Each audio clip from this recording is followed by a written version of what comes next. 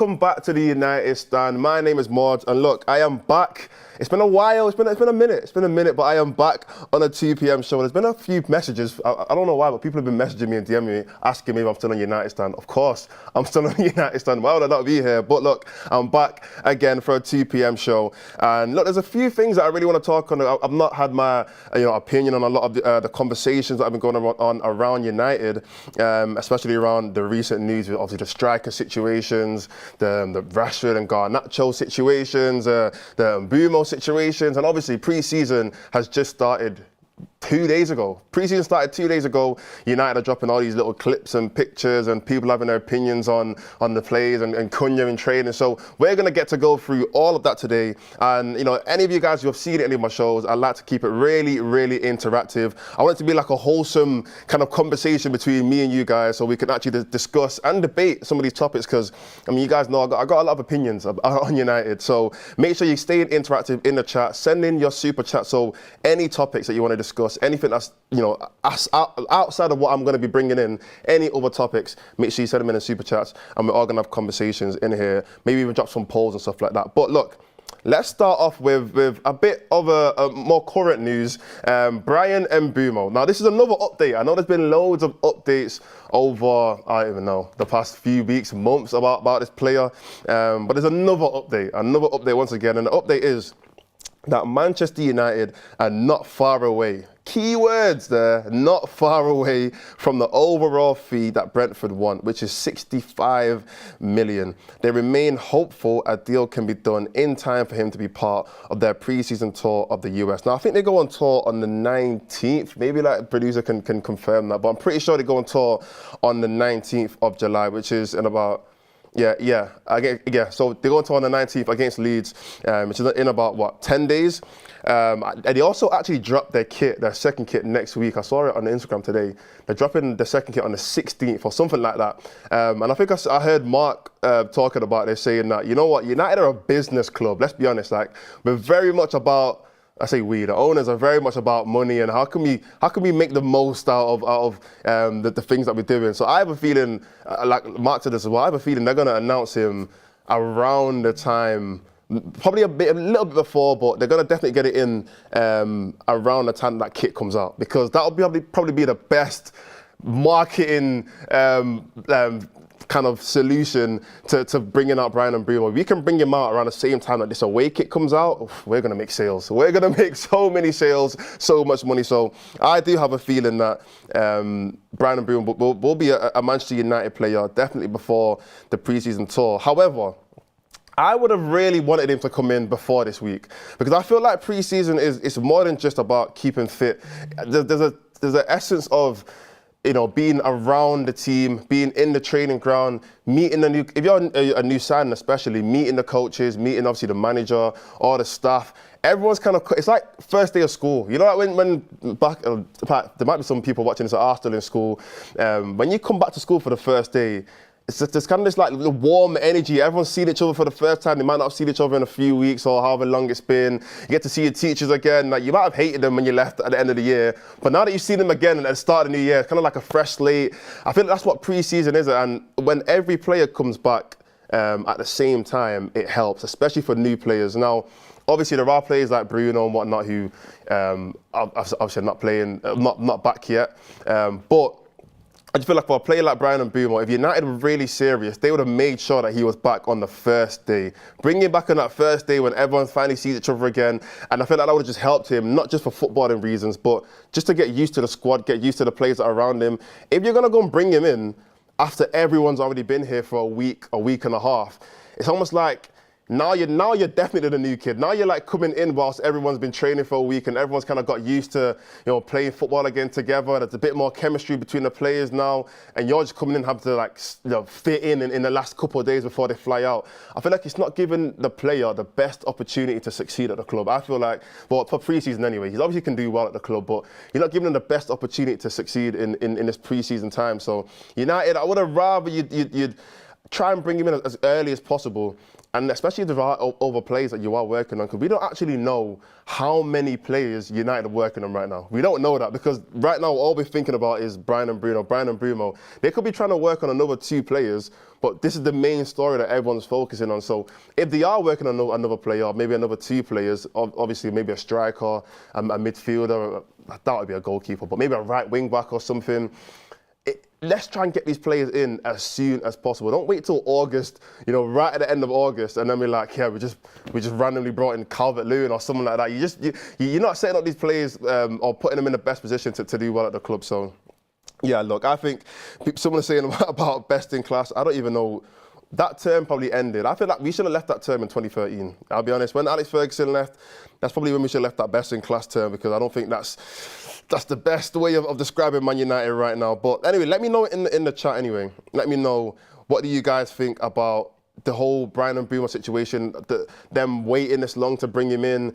Whether, it might not even be his fault or whatnot, but I feel like as a club, it's supposed to be a big club. It's supposed to be one of the powerhouses, not just of England, but in world football. It's supposed to be a top 3, top 5 biggest clubs in the world. We should be able to get these deals done when we want to get them done in time. So United, come on, we need to fix up. We need to be better. We're trying to move on here. We're going through a transition phase. We're trying to improve. We're trying to get rid of the old United and bring in a new United, go through a new direction. Let's try and start it off in a positive light and get these things done on time, early, and in the best possible way.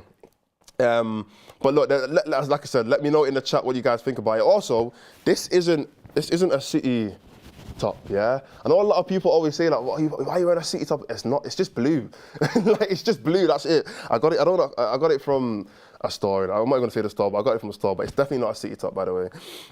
Just get that out there. I saw someone say it before. But look, there's also a few other things to do with Brian and Mbeumo that I really want to touch on, because the price that Brentford obviously won is around 65 million. Obviously, they want more. They want as much as they can, but I think the lowest that they're trying to go at is around 65 million. Now, I did a bit of research. I looked at other forwards, whether it's strikers or wingers or just attacking players who are Premier League proven. And I looked at their transfer fee, because I wanted to know how much a player is actually going for. Like, the price that they're asking, 65 million, is that really that much for us to be like, no, there's no way we can do that, or that's a bit too much? So I looked at a few other comparisons, and the first player that I saw was obviously Jack Grealish, 100 million. Now, my opinion on Jack Grealish is I've got a few different opinions, but I'm not going to go into all of that. But I feel like, first of all, that 100 million is crazy. I don't think he's been, I'm not saying anywhere near that, but I think for what they pay for him, he hasn't lived up to a £100 million player. Let me just say that and leave it there. He has definitely not lived up to a £100 million. In fact, I feel like Jack Grealish has been a 65, £70 million player for City. If I'm being really honest, that's where I feel like his price tag should have been at. But I can understand why a team like Aston Villa, a team like City never really spend like crazy amounts of money on one player. They might spend 60, 70 million pounds here and there, but to spend £100 million, Man City never really did that. So that was more like a statement signing, in my opinion. That's kind of why they spent that much money. But that to me is way overboard. They overspent. Then I looked at a player like Lukaku. After he obviously played for United and he went back to Chelsea, 98 million.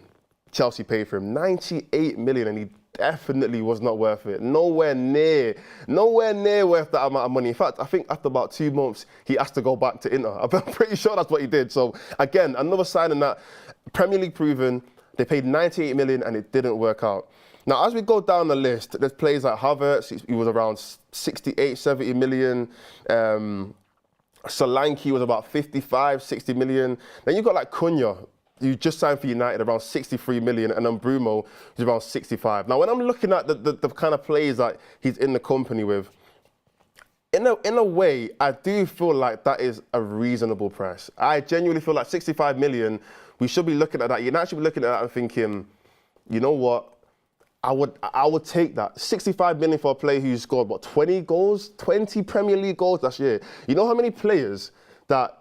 I remember when everyone used to do the whole Barclays Premier League thing, and then everyone used to name like all these old strikers, not old strikers, but strikers from back in the 2000s. A lot of those strikers never hit 20 goals. A lot. In fact, Wayne Rooney, I'm the biggest Wayne Rooney fan. The biggest Wayne Rooney fan. He to me, is the greatest Premier League player of all time. I think he only hit 20 goals about 2 or 3 times in his Premier League career. Like, to hit that amount of goals is like a next level to an ordinary Premier League striker. That is a superb level. That's like you're in the upper echelon of attacking players. For me, if you can do that, for playing for a team like Brentford, where you're not going to be playing around the best, like the best of the best players, you're not playing at the highest standards in terms of like Champions League and whatnot. I think we should be looking at that kind of player and thinking, you know what, 65 million, even a little bit even more than that. I think we should be looking at that and thinking, you know what, this is the kind of money that we should be spending on that kind of player. And that's why I feel like the fact that we're stalling it so much, we're taking all this time to bring in a player like Mbeumo for the cost of 65 million. It's not really making sense. It almost feels like we're undervaluing him a little bit. We're thinking, you know what, do we really want to do that? And I understand, yes, we have made some poor choices in the past when it comes to spending money. I mean, we spent 90 million on Anthony. We spent 72 million on Højlund. We spent 70 odd million on Sancho. Like, we spent some ridiculous amounts of money on forward players. But for 65 million and Mbeumo, we should be saying, oh, is that the price? Okay, cool. Take the check. Yeah, take the check. However much they're going to pay it in installments, I don't care. Klarna, Clearplay, I don't know how they're going to pay for it. But take the check, we'll take him. Let's get him into the club. So I think Mbeumo for 65 million is definitely a good price that we should be looking at. Someone put in the chat, we spent 1.5 billion on players since Sir Alex Ferguson left. Yeah, that's a lot of money. I can't fathom what 1.5 billion is, so there's no point me even trying to think about what's that even equating to. That's like a small country. In fact, that's bigger than a small country. That's bigger than a small country. Super chat from Big Mal. Man like mods, always a good day when you're on. There is some council estate building homes more frequently. Oh, there are some council estates building homes more frequently than United getting signers in. Yeah, we're a mess. We're a mess. The government are making more moves than the Manchester United. Like, we should be getting these things done over the line as quickly as possible. But I think that's the team that we all support, innit? This is the team that we all support. But yeah, keep sending in your super chats, and we're going to keep going through a few other topics that I've got lined up here. 55. Someone said here, 55 million got Elanga. Now, I thought Elanga had a great season last year. I thought he had an amazing season, and I think he is actually a very, very. Let me not even say potential, because he did it. He actually did it last year. I feel like when you say potential, it's like, oh, he almost did it, or he might be able to do it. Elanga did it last year. Did he score a hat-trick, or did he get a hat-trick of assists? I think he got a hat-trick of assists last year in one game. His numbers were great last year, and I think he really was a big impact and a reason why Nottingham Forest had probably one of their best ever seasons in a recent time anyway. Even though, yes, they did kind of fall off a little bit at the end of the season, they probably should have got Champions League. But if it wasn't for Elanga, I don't think they would have even got top 7. I think they probably would have been a lot lower than that. So Elanga had an amazing season, and he was 55 million. In my opinion, Mbeumo probably had a better season than Elanga, and we're complaining because he's, 5-10 million more? Bear in mind, he is in his prime age. How old is Mbeumo? 26, 27, around that age? I don't know, around that. We should be looking at that and thinking, yeah, well, Newcastle just got Elanga, 55 million, 55, 60 million, and Mbeumo 65. He's 25. He's 25 years old. So he's in his prime age. I think Elanga's actually probably around that age as well, to be fair, 24 maybe. But we should be looking at it thinking, you know what, this is around the price of Premier League. Yeah, Elanga's 23 years old. So we should be looking at Mbeumo thinking, this is around the price of Premier League players that are at his experience, at his age, and doing what and the output that he's also obviously had last year, and thinking, yeah, let's go for him. But anyway, super chat from Nathan Salazar. Mods, do you think it was a mistake letting Anthony Elanga go? Good question. Good question. I feel like hindsight is just a beautiful thing. It's just an amazing thing that it's so easy to look back and think, we shouldn't have done that. Why did we buy him? Why did we sell him? Like even for example, someone like Sancho, let's be real, we all wanted him. Like, we all looked at Sancho and thought, this guy is having an amazing season at Dortmund. He obviously wants to come back to the Premier League. He seems like this young, electric player. 70 million, we'll take him. We all wanted him. It didn't work out. it didn't work out. And now that we can look back in hindsight, a lot of people say, maybe we shouldn't have paid that much, or maybe we should have went in for him. And I can probably say the same thing for about 10 other Man United signings that we've had. With Elanga, selling Elanga for me was the best thing for his career. I don't think we would have been able to put Elanga in the position that he's in now if he stayed at United. Because for us, when it comes to developing young players, I don't think we've been the best at it. And I'll hold my hands up for a team that's supposed to be this, we take pride in our academy, take pride in our youth, in our youth players. We've had some amazing generations of players come through into our first team. I mean, look at, when obviously we bought Pogba, but Lingard was a youth player, Rashford was a youth player. Even when you go back a few years, Wes Brown, not a few years, but about 10, 15 years before that, Wes Brown was a youth player, the class of 92. We had Makeda and all these other players come through. We've had amazing youth players come into the team, but in my opinion, of the last five or so years, I don't think we've really developed our young players as best as we could. And whether that is through playtime, whether that's through improving his actual ability, because I always see videos of Elanga at Nottingham, or in Nottingham, and I'm seeing the way he's training outside of Nottingham. When I say outside of Nottingham Forest, as in like his own personal development. And sometimes I think to myself, is he doing that because he's isolated from all the noise of being, at Manchester United, being at a big club, being in Manchester or even London as well? These are big cities. Because he's in Nottingham, which is a smaller city, there's not as much noise. He can get on with his own personal training. He can really focus in on what he wants to do and develop himself as a player. Is that also part of the reason why he's been able to grow and progress? And I think it is. I feel like if he was to stay at United, for a player like him, it might have been a bit too much noise. The weight of the shirt and the weight of the club and the fan base and the pressure, I don't think he would have been able to hit the levels that he's at right now. So I think it was a great choice for him as a player to move on.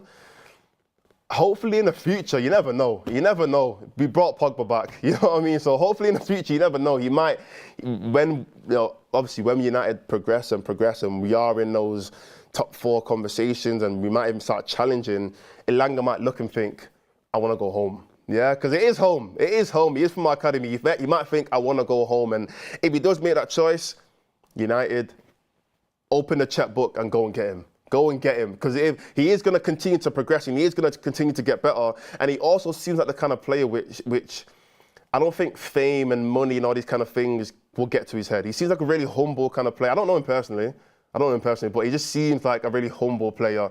And a player that, even if he does hit, crazy heights, he's going to Newcastle. Newcastle are going to be playing Champions League football and whatnot. So even if he does hit crazy heights, I don't think that's going to get to his head and he's going to be fazed by money and all this kind of thing. So in potentially 5 years or something like that, and he continues to grow, United, go pay that check. Go pay it and bring him back. So yeah, I don't think it was a mistake. I think it was the best thing for Elanga to go and actually progress and improve his career. Super chat from JustPicks44. One big problem at Manchester United is player development. Facts. I think I just mentioned that. Rashford should. Martial should have been world class. I don't know what Rashford means, but Martial should be world class. I mean, that was his the conversation around Martial when he did come in. A lot of people were saying that Martial was the Mbappe before Mbappe, coming from obviously Monaco, French. I think he even had a Ballon d'Or clause in his contract when he came to United. So he was supposed to be the next big thing when he came to United. Obviously, he didn't end up doing that. And you can put that down to also injuries, which isn't necessarily United's fault. I mean, I guess you can blame the physio or something like that, but I don't think you can really blame the club for a player being injury prone, in my opinion. So that is part of the problem. But like I said, I do actually agree with you. I do think player development at United hasn't been the greatest. I mean, look, if you can tell me in the past 10 years, give me 3 players that have really improved to a serious level from after coming to United or coming through the academy, then fair enough. But I feel like a lot of the time, players stagnant. They get really stagnant and they kind of stay at the same level at the club, or they drop and they actually go worse, and we end up selling them for cheaper. So yeah, I think it's a good super chat just picks. I think we do have a problem with player development. Another super chat from Ayush Yadav. Keep sending these super chats. Keep sending, because I'm loving these conversations. Yeah, super chat from Ayush. He says, Mods, who is your star player to watch this season? Oh, another great question. Who is my star player to watch this season? Now, I think a lot of you know, anyway, the guys who obviously watch United from last season, my favourite players, my star boys have always been Kobbie Mainoo and Amad Diallo. I feel like Amad Diallo, the fact that he never got the opportunity under Ten Hag is criminal. Like, genuinely lock that man up for not giving Diallo the chance, or Amad the chance, to actually prove himself and show us what he can do. And I think last season, obviously before he got injured, he was genuinely, maybe other than Bruno, he was genuinely one of our best players. Like, you could argue he was our best player for a period of time last season. So I think Amad this year, if he is utilised right, because I don't actually know exactly where he's going to play right now. It's most likely going to be right wing back, but you never know. If we don't get these signings done, he could be put in that 10 position next to Cunha. So depending on how he is utilised, I think Amad could have a really, really good season this next year. And Kobbie Mainoo, I've just always been a fan of him. I just think, you know, I like academy players that come through and are actually special talents. To me, he is a special talent. He's the kind of player that you can't just go and buy. You can't just go and buy a 19, 20-year-old with that kind of ability, with that kind of mentality. You can't put a price tag on it, you know what I mean? So Kobbie Mainoo is probably another player, probably one of my main players that I really want to see succeed. However, I don't think he's going to get the opportunity to really prove himself that much, only because where is he going to start? You know what I mean? He's going to play. You can't leave him on the bench for about 4 or 5 games. He's going to play, but is he going to start? I don't think he will. I don't think he will, especially if we do get Mbeumo and it is, you know, and Mbeumo and Cunha in the 2 10s and then Bruno in the midfield. That leaves one other midfield option, which could go to a Casemiro. It could go to a Ugarte.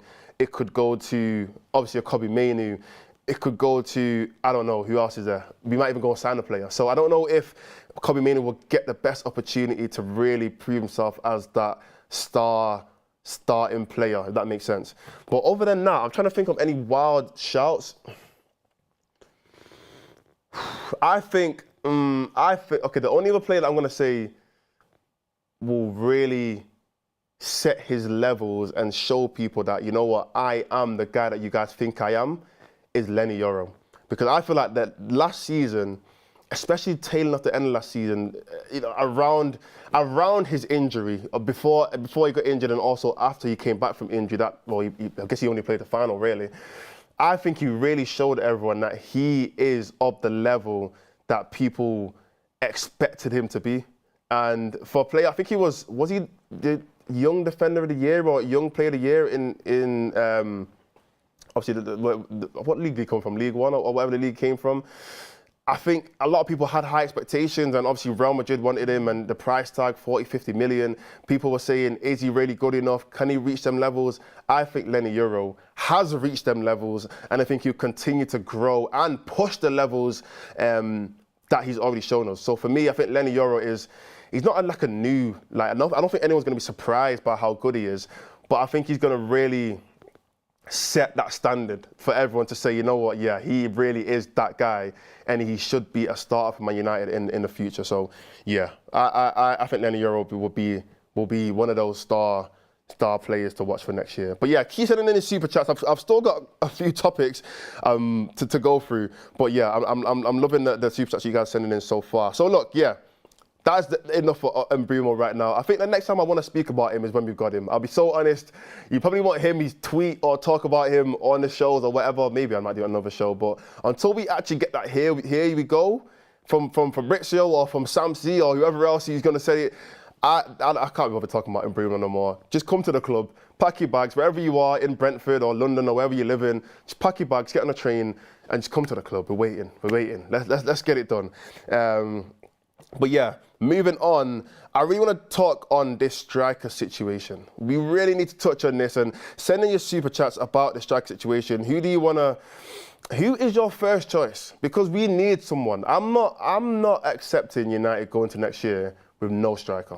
That is to me, that is the most poor planning, the most incompetent decision making that you could possibly make to go into next season with no new striker. That to me is terrible. We have to be better than that. From what we saw at the end, not even the end of last season, the whole of last season, if we're being honest, the whole of last season, when it comes to scoring goals, when it comes to having a threat up front, a target man, somebody who can just bag. I don't even need you to score 20. I don't need a striker to score 20. I just want you to score at least 10 to 15 in the Prem. Because we've got Cunha who can give you a good amount of goals. We've got Mbeumo who can give you a good amount of goals. We've got Bruno who can give you a good amount of goals. We've got other players that can chip in here and there. Mason Mount can give you some goals. Ahmad is going to give you a good amount of goals. I don't need to score 20. I just need a good enough striker to just put the ball in the net when it comes to him. Please, that's all we need. So look, I'm going to go through some of the options that I've seen popping up, and yeah, we're going to discuss which ones of these are realistic, but also who do we actually want? Like, who do we, as United fans, who do we want to see in a United top? Because this is one thing that I had a conversation with one of my friends who's also a United fan, and another one of my friends who's an Arsenal fan as well. And one thing that I don't like about United over the past, let me say 10 to 12 years is we've given so many players the privilege to wear the United badge when, in my opinion, they haven't deserved it. And I don't think, as United, like I said, one of the biggest clubs in the world, the biggest club in the country, not everyone should get to wear a United kit at Old Trafford. I don't think every player that just because you're a striker or just because you're available, just because we can afford you, doesn't mean we should have you. Doesn't mean we should bring you into the club. Doesn't mean you should be a Manchester United player. To me, like I said, it should be a privilege. And that's why there's certain players who have played for United or even currently play for United where I look at them and I think, even though you might be a talented player, and even though you might have potential or even though you might have shown in previous clubs how well you can play, I don't think you deserve to wear the badge. I don't think you deserve to play at Old Trafford in front of 75,000 fans. I don't think you should have that privilege, that honour to do that. So for me, a lot of the names that are being thrown now, I just think to myself, why?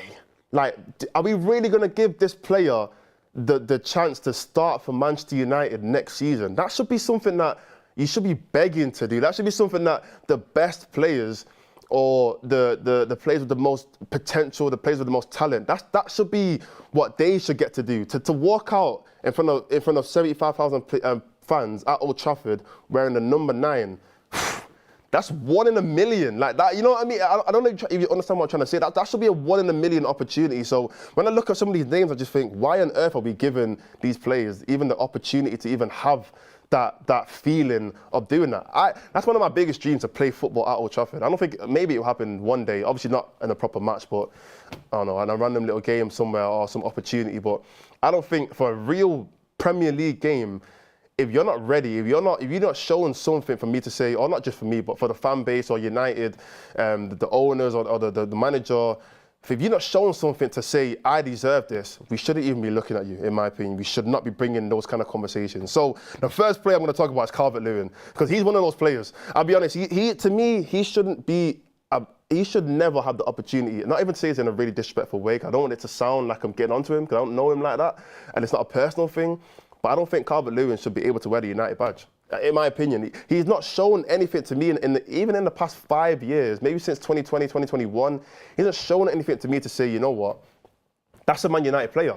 If you disagree with me, fair enough. If you disagree with me, let me know in the chat. But I feel like we shouldn't be looking at a player like Calvert Lewin and thinking, you know what, let's give him whatever number it is, I don't even care, but let's give him a United top, a United kit with his name on the back, and send him out next season to be starting for Man United. That's crazy to me. That's a waste of a season. I don't like. The fact that Everton don't want Calvert Lewin, and I know they finished above us. I know. In fact, a lot of you know we have a fan forum group chat, and we always debating and having little arguments, not arguments, but little debates in there about certain things. And when the Calvert Lewin stuff came in, I think you know what I'm going to say, Ricky was very much for it. You know what I mean? In the sense of he was more for it in the sense of he is an improvement to what we already have. I mean, I agree. Calvert Lewin is better than Højlund. Yeah, it's just not that difficult to be better than Højlund right now. If I'm being so honest, it isn't really that hard. However, the fact that he's a free agent and the fact that Everton, he's not even Everton's best striker. Beto is a better striker than him going into next season. The fact that they don't even want him, the fact that realistically, even if he was to sign for United, he can't demand anything. Like, he can't even say, I want 100 grand a week or 120 grand a week. He can't say that. Because why? Like, what have you done to even deserve that? You can't even bargain with the club. Realistically, if we were to go and put in an offer, he says yes regardless. Calvert Lewin says, oh, what United want me? Get that done. Get that deal done today. I'll be at trading in the morning. In fact, I'll be at trading today. if that deal gets done, Calvert Lewin will be at trading today, because that is like, he is elevating his career 10 times what it really should be at this point. So yeah, to me, the fact that he's free, Everton don't want him. Yes, he's 28, 29 years old, so he is technically should be in his prime, but he's not a top striker. He shouldn't be a striker for Man United. I don't think he's hit more than 8 goals since 2021. I think 2021 or 2020, he hasn't hit more than 8 goals in the Prem. That is appalling. That's not the kind of striker I want to bring into the club. So yeah, let's not even look in that direction. And I think we should be past the time or past the era of bringing in players as a last resort. Because that's like Igalo days, and you know when we used to bring in those kind of players at the last day of the season, we need someone desperately. Who can we look at? Yeah, let's go and get Igalo. Let's go and get, I don't know, whoever else that we've done it loads of times. You know what I mean? I think we're past those stages now to bring in a player like Calvert Lewin. So yeah, that's my opinion on Calvert Lewin. A couple more super chats in here. Make sure you send them in so I can go through a few of them. Rob, always United. Maud, I can only think of Watkins or Mateta. Look, if I had to pick between one of those two players, I would pick Watkins. In fact, he was one of the players that I was going to discuss. I think with Watkins, first of all, you can't deny his numbers. Last season, he got 17 goals and 14 assists. The season before that, he got 27 goals and 13 assists. The Euros, he scored a crucial last-minute goal for England to get us through to the next round. Like, he's Premier League proven. He's done it for a number of years now. He's at a great age, 29 years old, not going into his prime. He is in his prime. I think price-wise, he's around 60 million, around that ballpark. So really and truly, Watkins would fit the criteria. However, again, it almost just feels like, are we settling for are we settling for the best option we have right now, or are we actually going for what we genuinely want? If that makes sense. Like, what do we genuinely want? We want a top striker, one of the best strikers in the world, a striker that there's no debate, no conversation about. He will start for most teams in the world. Or are we just going for the best option, which is Ollie Watkins? You know, that's the debate that's really going on right now. And like I said, if we do get Watkins, I actually wouldn't be mad. Like, I wouldn't be too annoyed at it. Unless we go and spend like 80 million, then I'll be like, yeah, now you just... You know what I'm saying? Now you're doing too much. But yeah, I don't think Watkins will be the worst signing, but he's definitely not like a first choice. Mateta, I wouldn't take Mateta. Only because, one, he hasn't done it for a number of years. His numbers were good last year, but they weren't like astonishing numbers. They weren't like 20 goals, 25. It wasn't crazy numbers. Yeah, to me, nah. Mateta, I wouldn't go there. Respectfully to Mateta though, because I think he's a great player. Another super chat from Silent Hill. Sorloth at Madrid, powerhouse, pacey, clinical. I don't know that player. I don't know about that player. So maybe he is great. I'll look into it. Yeah. Another super chat from Javier Hernandez. If that is the actual Javier Hernandez, thank you. You are a great player. Yeah, poacher, real poacher. We could do with you right now as a striker. He says, not the same, but every Dallas Cowboys preseason, none of the new guys have a star on the helmet. They have to earn the star. Only when they are proper signed do they receive it. Ooh, that's a good super chat. I didn't know that. That's actually my favorite American football team, Dallas Cowboys. But that's interesting though, because that is kind of the whole point I was talking about when it comes to earning your place in the team. Not even necessarily earning your place in the team, but earning the right to play for the club. Because we're not a small club. We need to start acting like a big club. Let's act like we are United. We are like I said, the most successful Premier League team ever. No one's even close in terms of the Premier League. We are the most successful team. I want new players to come to United and think, wow, like I play for Man United. Let me prove to everyone why I'm here. Instead of them coming and thinking, you guys need to show me why you wanted me. If that makes sense. That's a good super chat, Javier. That's a good. Keep sending them in. But yeah, look, I'm gonna go through a couple other players quickly. Another one that I want to talk about is Moise Kean. Is it Moise Kean or Moise Kean? Moise Kean, I don't know how to pronounce it, but Kean anyway. You know what I'm talking about. 25-year-old, plays for Fiorentina. He scored 25 goals last year, so he actually had I think he had his best ever year last year. But obviously he did struggle. A lot of you will know he played for Everton a few years back. I think around 2022 he might have left. But yeah, he went to Juventus. And I think he had a good year in his first year at Juventus on loan, and then he went to sign for them. But the year before last year, he struggled a lot. I don't think he scored, in fact, for the whole year. And he had a couple of injuries as well. But last year, he did have a great year for Fiorentina, scored 25 goals. And he has got a £45 million release clause. I just think, again, it's another risk. It's another... Yeah, he's a good player, and I'm sure he could come to the Premier League and score a few goals for certain teams. But do we really want to go into next year with a player who we are not 100% sure will do the job? Because what is the point? We already have a player here who we are sure we don't know will be able to do the job, and that's Højlund. If anything, I'd rather just keep Xerxes. I'd rather just let Xerxes start rather than playing Kean. But what's the point? What's the difference, really? Xerxes is a good player. So, yeah, I got another player that I don't really know about. I'm not in favour of doing that. And the last player that I want to talk about is Osimhen. I know, in fact, I'll be honest, I'm actually tired of talking about Osimhen or even hearing his name. Again, not a personal thing, but we always talk about this guy. And it feels like the past few years that we've been speaking about him, it's just been a waste of time because we know we're not going to get him. Let's be so honest. We know we're not going to get Osimhen. He wants like 300k a week. We're not doing that. That's ridiculous wages.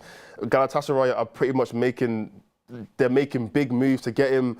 They probably are the number one favourites. He wants to obviously play for Galatasaray or a European team or whatever. That's why he rejected Saudi. Let's just let him go there. Let's just let him go, do what he wants to do, have fun. He scored like 37 goals for them last year. He's going to continue to score goals, and maybe in a few years, 3-4 years, he might decide to come to a bigger league like the Premier League or the League or whatever. So yeah, in my opinion, Osimhen, enjoy yourself. Do what you need to do, go and earn your money, and yeah, enjoy life. Yeah, that's my opinion on Osimhen. Another super chat from David Halliburton. The Dallas Cowboys are a banter American football team. Let me just be clear in it. I support them, but I don't watch American football like that. So don't even ask me anything about them. I don't know. I only support them because I went to the stadium when I was 12 years old. That's it. But shout out the Dallas Cowboys. But yeah. So another super chat from Rita Dunn, play mod up front. Look, Greg the producer, I played for his team the other day. I scored. Yeah, I played for Greg's team the other day and I scored 7 aside. I can do a job. I might not be able to do the best job, but I can do a job. Whatever the job is, I couldn't tell you, but it is a job in it. So I remember you watching this, you know what I'm saying, just call me in it, just let me know, DM me. But look, we've gone for about 40 minutes now. Time's going quickly. I've got one last thing that I want to talk about for the next 5 minutes, and then we're going to wrap up the show and we'll see you in the next one. But the last thing that I want to talk about is, two more things. First of all, pre-season has started. Now, I don't know if any of you guys have seen the pre-season videos, but there's a couple of things that I saw in there which it's a bit of a talking point. First of all, Ahmad was starting as, well, starting, but he was training as pretty much as a wing back for all of the training videos that I saw, even the ones on MUTV, the ones on YouTube, the ones that are on socials. We're more or less seeing Ahmad play as a right wing back in all of the clips I've seen. And I think that is pretty much a clear indicator that is where he is going to play next season. Now, I don't know about a lot of you guys. I know one of my guys, Simon, shout out Simon, but he isn't a fan of Ahmad playing right wing back because in his opinion, he's a United fan, in his opinion, he feels like it's a bit of a wasted potential. Because of what Ahmad can do and the attacking, the attacking kind of what's the word I'm looking for? Ability that he has to put him at right wing back. It almost feels like we're holding him back. In my opinion, I think he's great either way. I think as long as he's starting in a position that he feels comfortable in, if he comes out and says, I want to be a 10, then now we can have conversations. But if he feels comfortable as a right wing back and he's doing well there, I'm all for it. I don't mind it, if I'm being honest. But another thing that I saw was, in the terms of the attacking players, what I saw a lot was Xerxes plays a striker and Cunha and Mount playing behind him. Now, I have a feeling if we don't get Mbeumo over the line before pre-season, and definitely before the season starts, that will most likely be our front three. Xerxes up top, Cunha and Mason Mount in the 2 10s behind him. Now, I mean, let me know what you think about that. Is that a worry to you guys? Because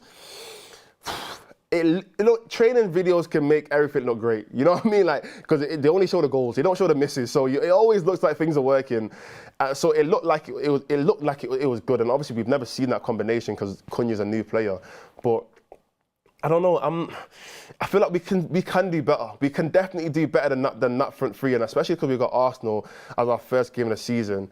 I almost want to see the only player out of those three being Cunha to start.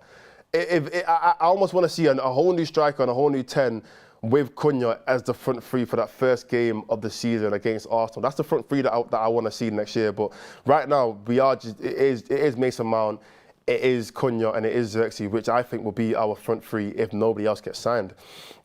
Another super chat from, there's a couple here actually. Another super chat from Ayush Yadav. Obama what in Old Trafford? No way. I'm not even gonna entertain that. Aubameyang cannot be a United player. We cannot. Look, I don't care what people say about rivalries here and there. I think if you're the captain of Arsenal, you can never be a United player. And I think maybe Van Persie was at one point, but it worked. He was the best striker in the league. I don't care. That one worked. I don't want to see Aubameyang be the striker of Manchester United. Another super chat from David Halliburton. The Dallas Cup. Oh yeah, I've already read that. Another super chat from Alan Casey. Cunha and Mbeumo are hashtag 9.5. Don't start as a 9. We can't have 3 9.5s in the team. Come on, we've got to start being serious now. We can't have everyone just say with 9.5s. I know it's a nice little trend that Xerxes started, but no, we need some actual 9s and some actual 10s. Let's just do that, yeah? It's easy. But look, the show it's come to an end. It's been a great show. I'm very hot right now. I don't know if you can tell I'm sweating, but it's hot in the studio. But like, I've enjoyed that show. Thanks for sending in all of those super chats. You guys have been great. I'm going to see you guys. In fact, I might see you guys again this week, maybe. I'll surprise you in it. I'll just come and surprise you. But lastly, I know I've got to wrap up the show, but I did see this before. And it came out about Joe Thompson. I don't know if any of you guys know anything about Joe Thompson, but he came up through the United Academy in I think he played for United Academy late 90s, early 2000s, and then he moved to Rochdale. And he sadly passed away from cancer earlier this year, well, a couple months ago actually.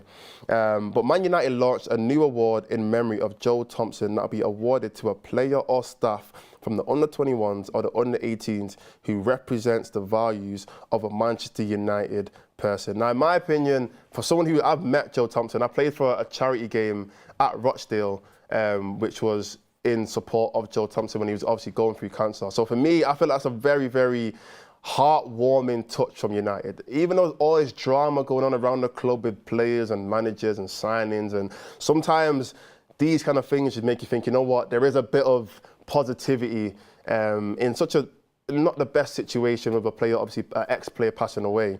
But it's a nice little touch from United to obviously put this award in his name, and it'll be good to see which players or which staff members as well actually go and receive that award in the future, because I think it kind of does show more than just football and ability. It kind of shows as well as a player, as a human, as a person, how you are. Are you a good person? Do you represent the values of Man United? Are you humble? And I think that's what we really need in this club, a lot more. Humble players, players who have a positive mindset when it comes to playing football. So yeah, I just thought that was a really nice thing that United did. But anyway, it's good to end it off on a good note, on a nice note. That's what we want to do for these shows. But anyway, thanks for watching, and I'm going to see you maybe again this week.